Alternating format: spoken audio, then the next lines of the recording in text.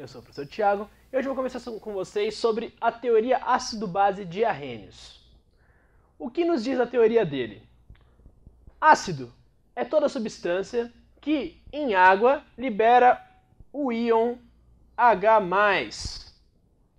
Como vocês podem ver um exemplo aqui, HA, sendo A um ácido, em meio aquoso vai liberar o íon H+, e o ânion do ácido A-. Base é tudo que em água libera o íon OH-. Como no exemplo, BOH, uma base, em meio aquoso libera o cátion da base, B+, e o OH-.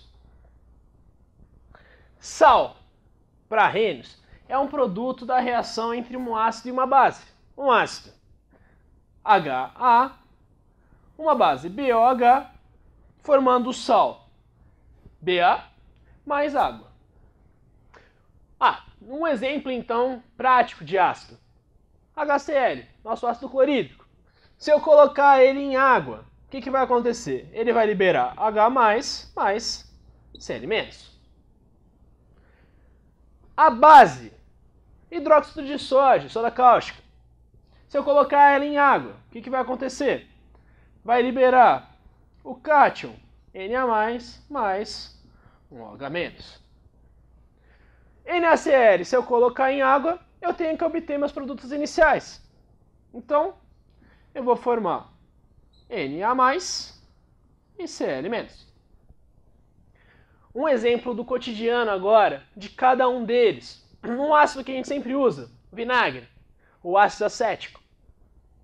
Uma base, o leite de magnésia, que é o hidróxido de magnésio. E um sal que a gente sempre usa, o próprio sal de cozinha, o NaCl, o cloreto de sódio. Mas sempre que a gente lembra de ácidos e bases, a gente tem que falar de pH. pH é o menos log da concentração do íon H+, que eu tenho na minha substância. Então o P vai significar o menos log, e esse H é referente ao íon que eu estou medindo. O ácido, toda vez que eu tenho uma solução ácida, eu tenho um pH abaixo de 7. E quanto mais ácido eu ponho nessa substância, vocês concordam que eu vou ter liberação de mais cátion H+? Então, o pH desce, porque fica mais negativo.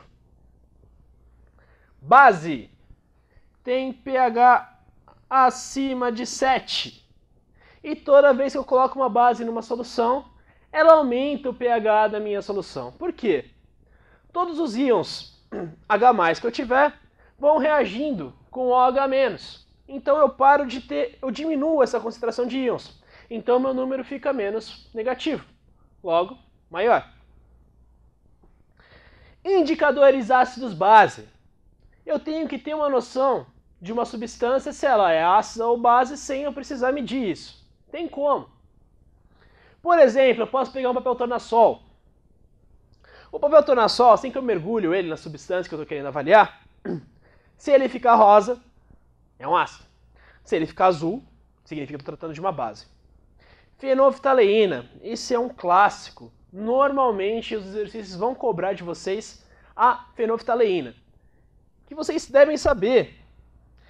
Em meio ácido, a fenolftaleína se mantém incolor.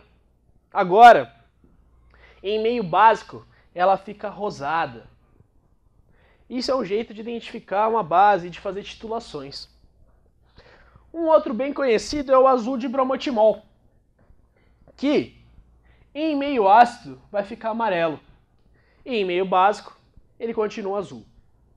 Existem também os indicadores universais, que é uma cartelinha de cores que você mergulha na substância e compara com um padrão. Aí ele vai te indicar até a força desse ácido ou dessa base. O que também pode ser medido parcialmente pela intensidade dessas cores. E temos os nossos medidores eletrônicos também, que já vão te retornar um pH exato, calculado desse jeito, como o menos log da concentração de OH-. Essa foi a teoria ácido-base de Arrhenius. Muito obrigado e até a próxima.